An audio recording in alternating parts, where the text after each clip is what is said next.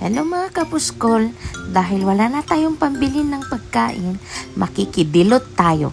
Let's go! Hindi, joke lang guys. Susunduhin ko lang si mama dahil nagpaala ang kanyang batch. Shoutout nga pala kay Mrs. Malabed.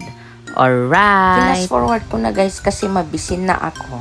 Alakit, pinaglalaukot sa ukon ah.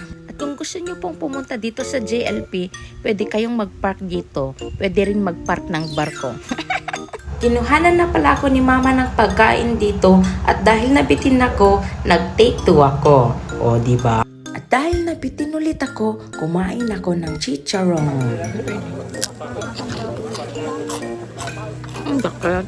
Para kompletos recados, dapat at dapay San Migbo, di nga mi.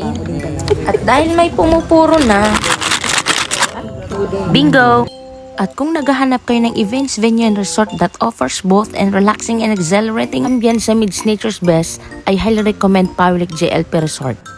Makahanap nyo po ang Poway Lake JLP Resort dito sa Barangay 15 Poway, Ilocos Norte.